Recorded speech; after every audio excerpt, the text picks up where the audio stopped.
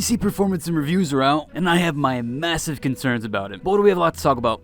What's up? Today we're checking out Hogwarts Legacy, and it is the PC and PC performance, PC reviews. Now they've been back and forth. We've had the Metacritic reviews come out, and they started at 78, and then they shot up to I think about 80, and then they went to 82 and 83. So there was a big little jump there and kind of movement there, but there isn't a lot of reviews out in general. So the ones that are for PC aren't really there. There's only a few that had gotten review copies. Even Skill Up, I believe, is supposed to get a review copy. And because he plays PC primarily, I don't think they sent him, which is kind of insane to think about because that guy does some of the best reviews on all of YouTube combined. We'll talk about one of the main reviewers for PC, and that's Jack Frags, and unfortunately, he refuses. He's addressed it, he refuses to put a frame counter on the screen, and you could definitely tell that it's dropped to 30 and 40 FPS in some of his segments, even though he's running at 60 FPS, obviously, to YouTube.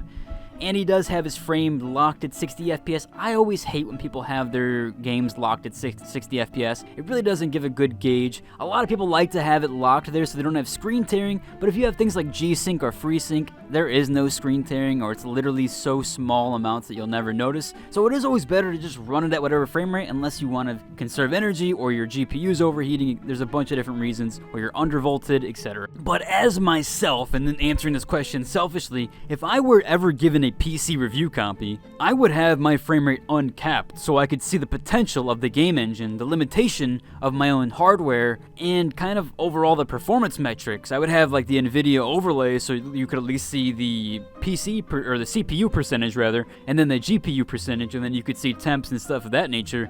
Jack Frags refuses to have any of that on his stream, and I understand it's because he's promoting it to so many people. He doesn't want to showcase. You know that he could tell the frame rate is dropping. It definitely dropped significantly when he was going out in the open world, and eventually once he got out into the open world. Now we'll talk about this for a second. It seemed like he was like in an hour-and-a-half long cutscene. I didn't want to spoil myself. I was just trying to watch for PC performance, and I was just trying to gauge for him to walk around and do something. And the entire time it was just like cutscene and cutscene and cutscene and cutscene. The opener is so long, which is, again, fine. The only concern is if people want to refund it if they don't enjoy the game, and they like have it on Steam. Steam only lets you refund after 2 hours. So if you play the game, the first hour and a half, you're going to be setting up your character, and then in like an hour-long intro scene, you have a half hour to decide if you like the game, realistically, after all of this movie trailer plays. Now, granted, that is nice to see. I love the cinematography. I love to have that. It's just a little bit of a nitpick there, but it's more so like it can be quite inconvenient for some people, especially when you're trying to gauge how the game will play for you on your system, and you got about an hour and a half worth of cutscenes before you can actually play the game. Again, it is very nitpicky, but this is just something that I would look for as a PC metric if you're reviewing the game. Overall, the performance is it should be one of the highest standards for PC. It should be incredibly weighted because that's what people look for when they go to PC gaming. They're playing PC gaming for the superior experience. You know, for the longest time, I've always thought consoles offer the superior online experience, and they still do, realistically. Xbox has Xbox LFG. I don't think PlayStation really has anything, but Xbox has the most unique and outstanding online system. It's absolutely insane, the amount of the Xbox looking for group stuff and all the different things that you can do on there, the parties and in that nature.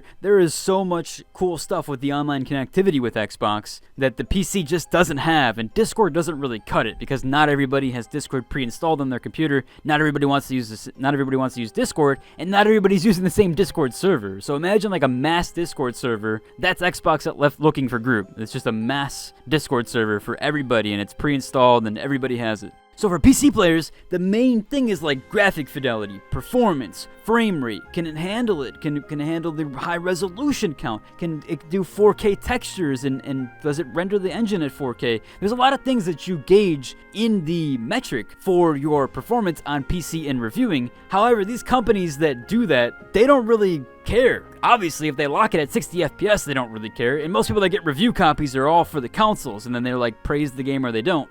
Part of the reason why Cyberpunk got so much backlash was because 90% of the reviewers are on console, and so all of them reviewed it like this is poorly trash, and then when all the PC players got it, they're like, the game runs great. I don't know what you guys are talking about. The game runs fantastic. And it's like always, games have to be ported to one platform or another. They're worked on usually one or two platforms and then they're ported to the rest. And that's just how game development is, unfortunately. And I really do think, from a standpoint, I really do think they should work backwards from PC. I think they should make games on PC and then port them to console, because the consoles don't take advantage of all those textures they spent all that time on. Especially with FSR, people are like, oh man, I love FSR, the frame rate's great. Console players don't realize, I'll showcase some FSR footage. It is not good. Like, the gameplay is not, it's like having motion blur on turned on to max. Again, I'm nitpicking, but as a PC player, these are things you look for, you know? These are things that you want to gauge the performance on. And that leads me to the German reviewer that did actually showcase his frame rate. Now, I'm not going to use any of his footage because I don't want to steal his stuff, and I'm going to link down to his channel down below, so please go support the guy. He's literally like the only one that showcased any footage, and he's like the only person that has a PC review copy, apparently, that's showcasing a frame rate. But even though he does have it locked to 60 FPS, which is one of my gripes with it, but it does show the frame rate, and it is not always 60. And this man is on a 3080. It's already a high-end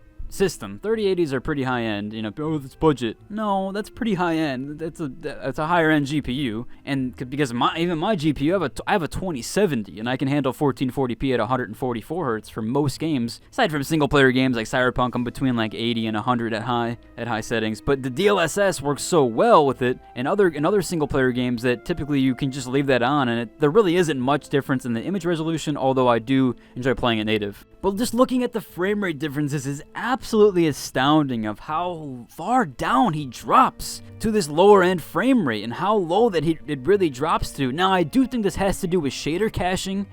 Unreal Engine 4 is really, really bad with shader cache. Look at games like Fortnite. Anytime Fortnite gets an update, it runs horribly for the first match because it's like caching all those shaders. So that could be the issue too, is that Unreal Engine 4 and the shader caching, and they only launched it the first time. They probably didn't relaunch the game, so it's downloading all the shaders in the background, and as it's doing so, the game is lagging. Happens all the time in Fortnite and a few other games when there's an update. If you've played those games, you kind of know, like a lot of the Battle Royales have that shader cache, or in Unreal Engine games, for example, have that like 256 megabit cache, I think it is, and they kind of run off that instead of like you having these bigger chunks.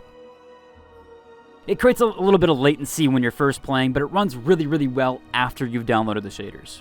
And that's my last gripe, is why didn't they port this game over to Unreal Engine 5? There is no excuse for it. It doesn't take that long to move the assets over. Unreal Engine makes it really, really easy. Ashes of Creation, I think, did it in a few weeks, and that's a massively multiplayer online. It's literally an MMO. I want to say mobile game. It's not a mobile game. It's a massively multiplayer online. There is no excuse for why a single-player game couldn't have been ported over to Unreal Engine 5 when they make the transition pretty seamless now. But I'm not going to talk out of my boots. I'm not a game developer. This is just me speaking on terms of other games have done it very quickly, especially because Ashes of Creation is a developer that only has I think they only had 40 employees. There's no way that Avalanche Software doesn't have at least 40 employees. There's just no excuse for it being on Unreal Engine 4. That's just what it comes down to. There's no excuse why they didn't port it to Unreal Engine 5, and that's probably why we're getting a lot of PC performance issues. I just wanted to go over a few things here, and I kind of wanted to rant and all my gripes and nitpicks with it, because I'm just a little upset with it.